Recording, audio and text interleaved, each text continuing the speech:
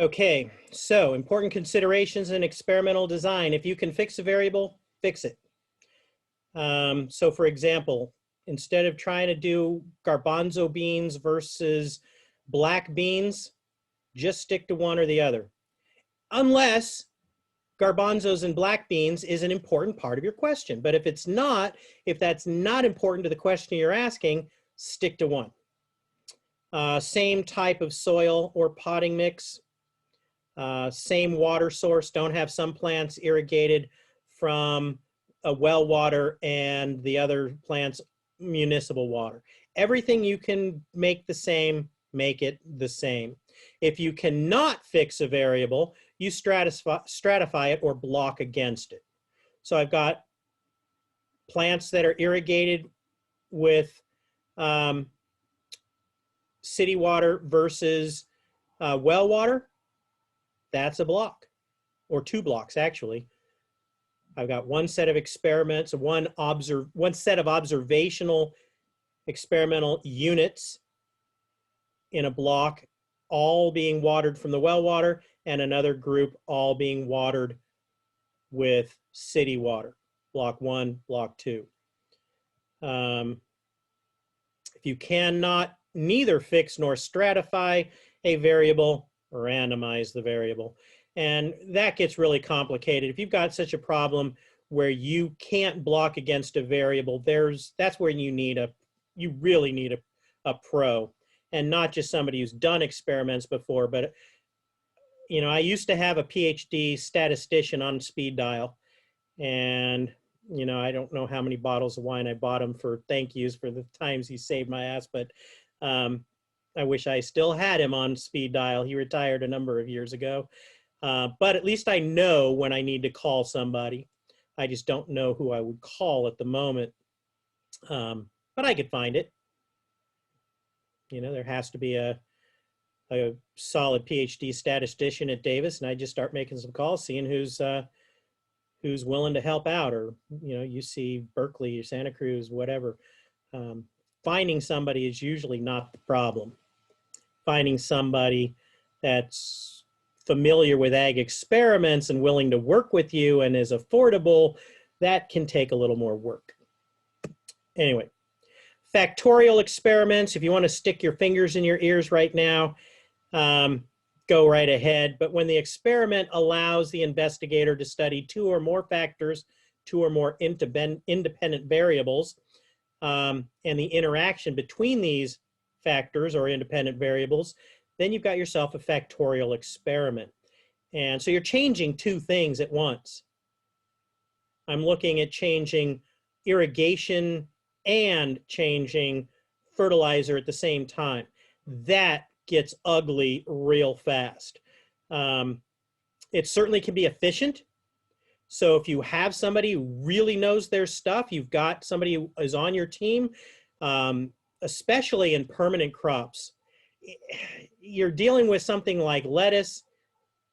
Dividing it up into single experimental units is fine because you got so many blocks constantly coming. You keep harvesting.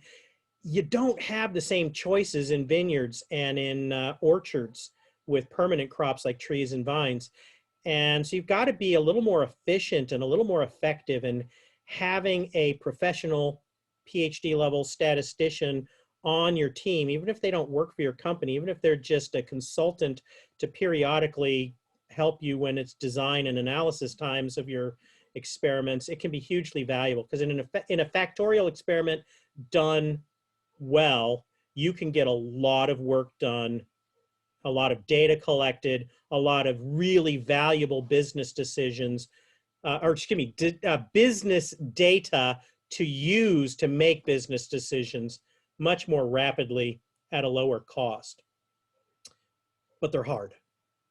Factorial experiments are hard. Anybody who's not a statistician who says they can do a factorial experiment is lying. Or they can do it, they can't do a good one. It really is hard to do a professional job without tripping on things. And I know even me and another PhD researcher who had done dozens of factorial experiments. We put one together and went to the statistician for a second look. And it was a humbling experience how many gotchas there were. It's not like we made any serious errors in our design. It was that we didn't think of all the things that could go wrong in the data collection and how we were going to handle that. And our experiment could have been a disaster of useless data. Again, factorial experiments, you need somebody who knows what the hell they're doing. So effects of magnesium and soil type on plant growth, two different things at once. And so again, this is just an example of a factorial experiment. Can it be done? Does it look like it's not that difficult?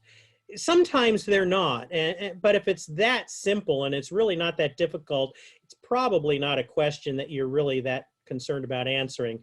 If it's really a question you're concerned about answering, it's probably more difficult than it looks on the surface.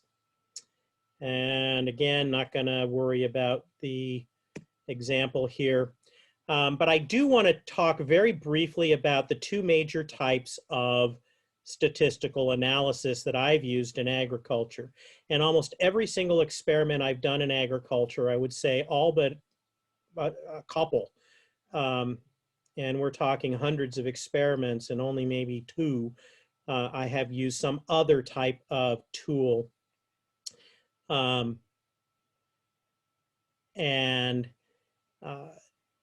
These two approaches are linear regression and analysis of variance. This is the first time you've heard of linear regression, but linear regression is a statistical method that looks for trends in the data to determine if the trend may be explained by the effect of the treatment. So it depends on what the treatment might be. For example, you're looking at populations of soil microbes after fumigation treatments. So you're trying to determine whether or not you've killed the fungus that you're trying to kill in the soil after you fumigated it. So you choose to plot the data on a graph, and on the x-axis you have the number of microbes in each sample, and on the y-axis the depth at which the sample was taken. And this is just some random graph I pulled off the internet. This isn't actually that information, but if you look at, the x-axis being the number of microbes and the y-axis being the depth, and you see as you are going deeper and deeper in the soil, further up on the y-axis, you're getting more and more microbes that survived the fumigation treatment. And so you draw a line, a best fit line through this set of data. And sometimes you can kind of visually approximate this, but that's never an appropriate way to go. There is a specific mathematical process, and this line is mathematically positioned by a process called linear regression. Linear meaning a line, and regression is the mathematical statistical process, the regression analysis to come up from the raw data to the best fit line. And so I can see a trend, and I might say that this particular trend in the data has a particular slope with a particular probability or a particular consistency. You notice there's a lot of noise in the data. The dots are not right on the line, are they? They clearly follow a trend, but there's a lot of noise in the data. So this is a very good regression line, but there's a lot of noise. The line's slope could be off by a bit because of that experimental error, the noise in the data. All right, so that is a linear regression. That one I use only a fraction of the time as well, but this is an example of when a linear regression can be helpful. The analysis of variance is how I have always tested my randomized complete block designs. If I'm testing an experimental design that is randomized complete block, and I've gathered my data from that type of a design, I don't think there's been any situation when I've ever done anything but analysis of variance, ANOVA. So this is a statistical method that looks at the variation among the treatments to determine if the variation may be explained by the effects of the treatments. So in other words, if I have fertilizer A and fertilizer B, and I look at the average effect of fertilizer A, gives me this level of plant growth, but fertilizer B gives me this level of plant growth, I might immediately assume that fertilizer B is better. It's way over here, more growth, higher number. But it depends on the variation, not just which one is bigger on average. The variation is important. And is my difference in the averages or means just a random effect? So for example, I collect replicated data for 2 different fertilizer treatments. The raw data shows that the average yield for fertilizer 1 is higher than fertilizer 2. Is the difference significant? Is fertilizer 1 significantly better, or is it just part of the background noise and just random chance? I ran the experiment again, and I could just as likely have fertilizer 2 be better the second time I look at this. I don't know. I got to run the data.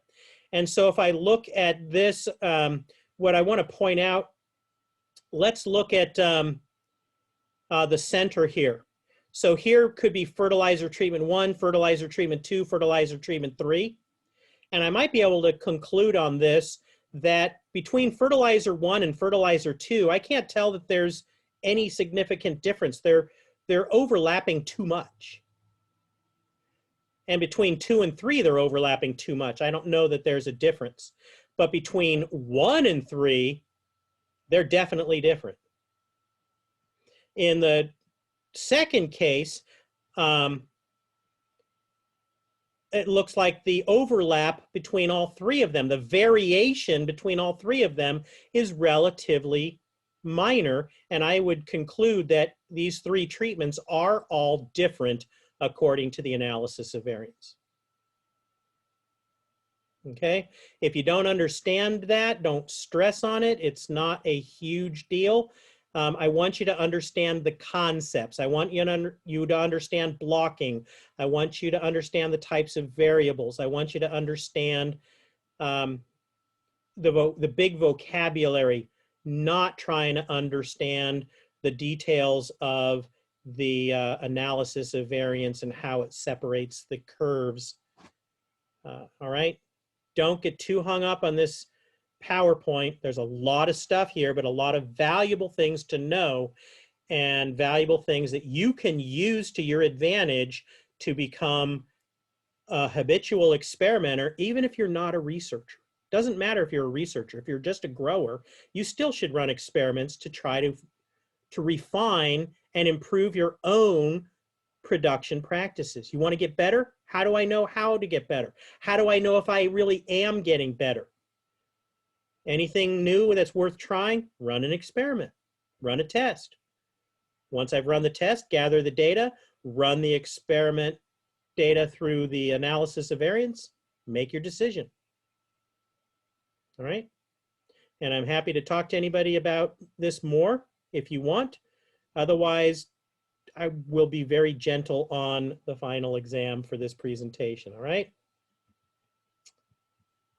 So that's it.